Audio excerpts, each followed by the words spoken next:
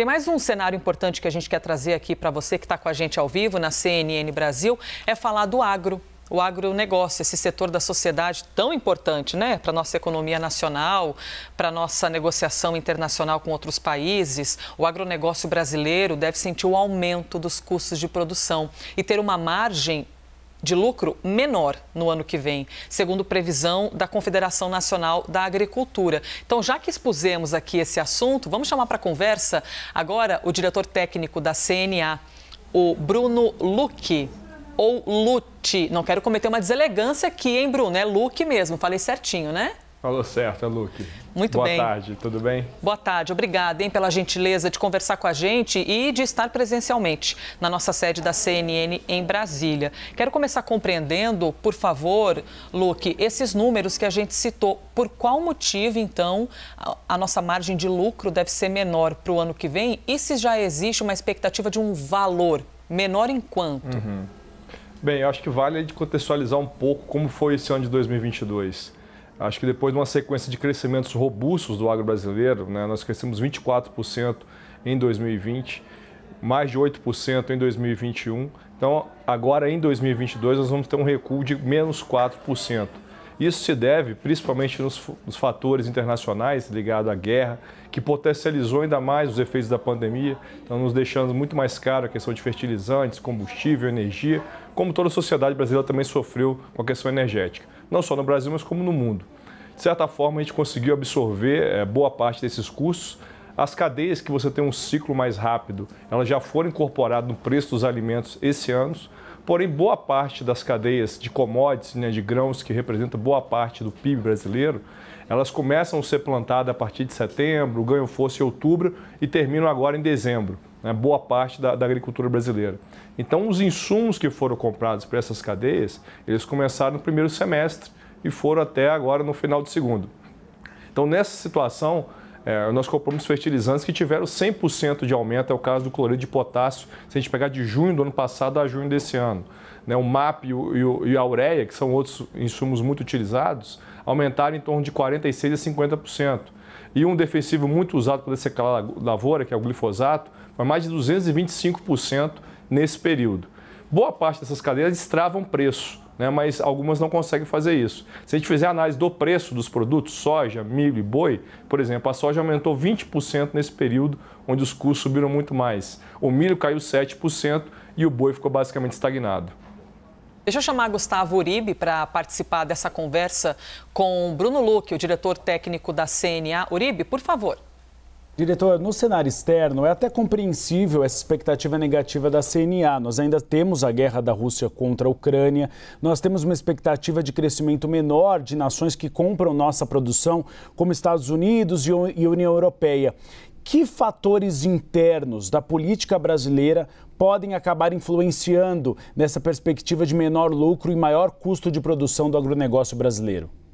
Bem, acho que são duas análises, né? Então, a do cenário externo, a gente tem que lembrar que os produtos brasileiros, eles são cotados em bolsas internacionais. Então, há uma expectativa de redução do crescimento, não de redução, de crescimento menor da economia mundial, né? Segundo os dados do FMI, ele vai crescer muito menos que vai crescer esse ano. Então, isso, de certa forma, você já reduz um pouco as cotações internacionais dos produtos que são commodities. Quando a gente fala dos produtos que são mais consumidos no Brasil, que não estão atrelados em bolsas ou em mercados internacionais, boa parte das frutas, né, o leite, né, quando a gente fala da suinocultura independente, que é mais voltada ao mercado doméstico, esses produtos a gente imagina o quê? Que de acordo com as projeções do Focus, o crescimento da economia para o próximo ano está em torno de 0,8%, ou seja, quase uma estagnação, o crescimento muito pequeno da economia brasileira. Então você não vai ter uma agregação de consumo muito maior. Você tem os produtos básicos que mantêm, vamos dizer assim, o consumo normal, porém a expectativa de produção para o próximo ano é muito elevada. A safra brasileira é estimada em crescer 15%. Pela primeira vez a gente vai chegar a 300 milhões de toneladas. A última foi 270. Então, da mesma forma, o consumo de proteínas, ou a produção de proteínas como bovinas, o leite, carne de aves e suínos, também tem projeções de crescer acima de 3%. Então, você aumenta a oferta do produto e, do lado do consumo, você tem aí uma estagnação, de acordo com o Boletim Focus, um crescimento apenas de 0,8%. E que políticas o governo atual, o novo governo, o governo de transição, podem adotar para ajudar esse movimento em relação ao agronegócio? Acho que todas as políticas de desenvolvimento econômico do país. Nós elaboramos um documento para os candidatos à presidência e o Congresso Nacional, ou seja, para os próximos governantes, e ali a gente listava quais seriam realmente as prioridades. Trabalhar a questão das reformas, né, uma reforma administrativa para você realmente ter um gasto mais eficiente do governo, você trabalhar uma reforma tributária que não aumente carga tributária e sim simplifique isso para todo o empresariado brasileiro. E os próprios programas de fomento os programas sociais, eles têm que ser programas transitórios, onde eles vão inserir essas famílias no mercado através de capacitação, de oportunidade de emprego, enfim. Então, acho que são questões que são boas para o Brasil, de certa forma, também são boas para o agro. Chamo Basília Rodrigues agora. Temos Basília para participar da conversa também. Pronto. Basília, por favor. Tudo bem, diretor Bruno Lucchi. Eu gostaria de saber o que já mudou ou não para o agro com essa troca, né, de comando do país.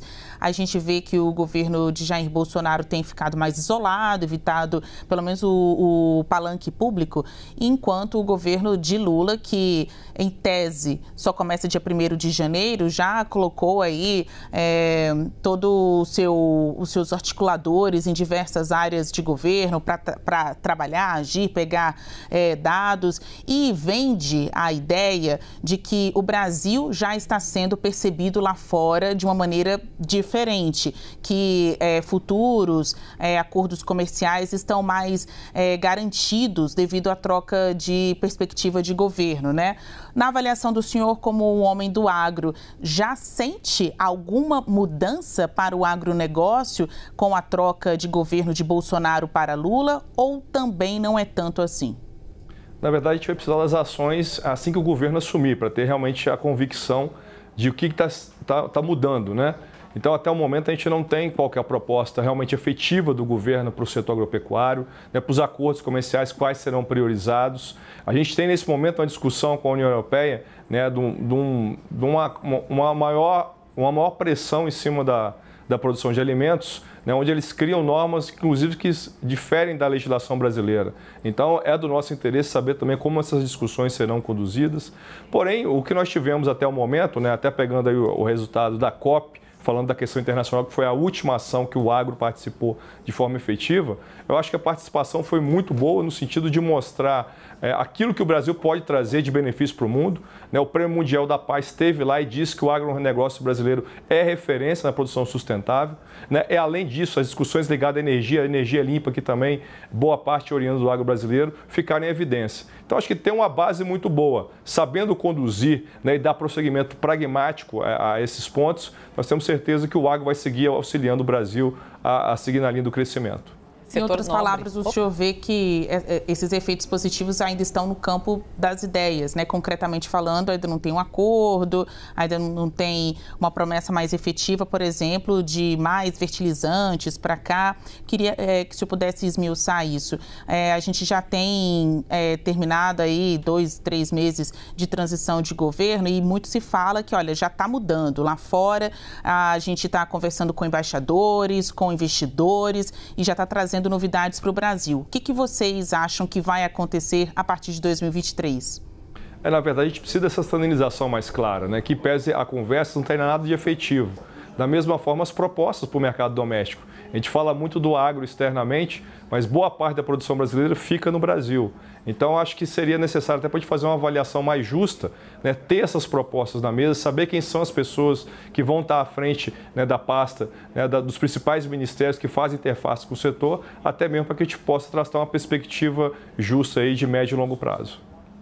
Muito bem, conversamos com o Bruno Lucchi, diretor técnico da Confederação Nacional da Agricultura. Agradeço mais uma vez, diretor, a gentileza da entrevista, viu, por ter estado em nosso estúdio em Brasília.